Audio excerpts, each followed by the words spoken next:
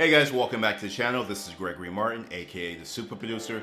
Here we review movies, TV series, discuss filmmaking tips, and entertainment news. If that's something that you would be interested in, please don't forget to smash that like button, comment down below, and subscribe to the channel. Also, don't forget to ring that bell. It keeps you notified whenever I post a new video, and it also helps the channel grow. And with that being said, let's just jump right into today's review. And today we're reviewing the movie Gemini Man, now streaming on Amazon Prime. Now, many of you may be aware this movie came out last year. This was the big Will Smith, Clive, Owen, Mary Elizabeth Winstead movie. I didn't get a chance to watch it in theaters, so when I saw this movie on Amazon Prime, I felt like it was the perfect opportunity for me to watch this movie. And I know last year prior to it coming out, there was a whole bunch of noise about this film. And so here we are. I am giving my take on what I thought about this film. I forget what other movie maybe came out around that time, but I remember seeing the trailer for Gemini Man, and I was simply blown away by the trailer. I was like, man, this looks so good.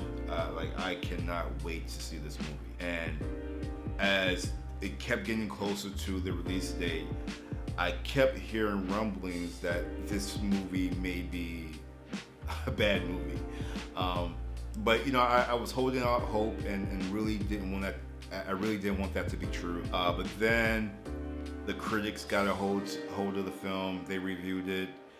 Terrible reviews. And for me, I don't really follow too much along with critics' reviews. Sometimes I feel like critics don't review things from a consumer point of view. But what really made me not go see the movie in theaters was the Rotten Tomato reviews. I believe it got a Rotten Tomato score of like less than 20% when it first came out. And when I saw that said enough. That made me say that I'm not going to waste my time to see this movie. It's one thing if critics say it, but if the fans say it as well, then you know what? Then it has to be like it's over. Fans say the movie is trash, then the movie's trash. And I was so disappointed when I saw that. But he has not been picking the best movies as of late. And honestly, I didn't think the movie was as bad as the critics may have said it was. Like, it wasn't good, but it wasn't as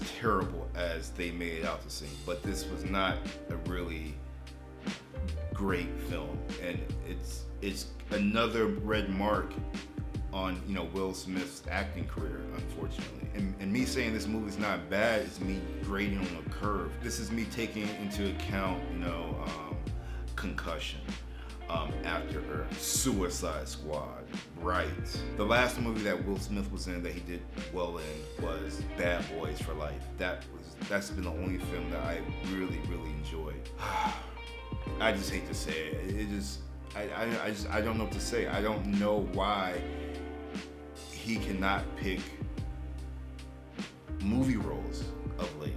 I just don't get it. And he keeps making me seem like a glutton for punishment by giving him, 5th, 6th, and 7th chances to make a good film.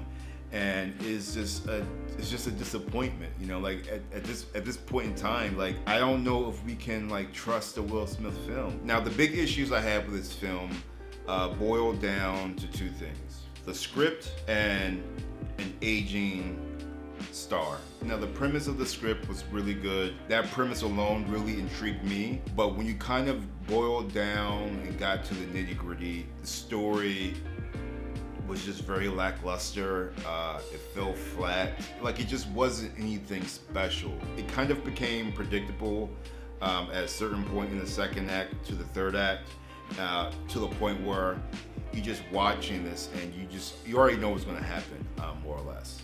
It may not have happened exactly how you pictured it, but the broad strokes were all hit. For instance, we have an aging agent and he's being tracked down by his younger clone. I feel like they made the clone be thwarted too easily at times. You would have thought that it took a little bit more time to break down those layers, and those layers kind of fell way too easy for the older Will Smith character to infiltrate Junior, as they called him, his mind and get him to turn against his creator. And secondly, about the aging actor. I'm not sure if he was 50 or 51, like they said in the movie when he made this movie, but he looked every bit of it in this film. Like, he looked old, he moved old. Like, the fighting scenes were way too slow.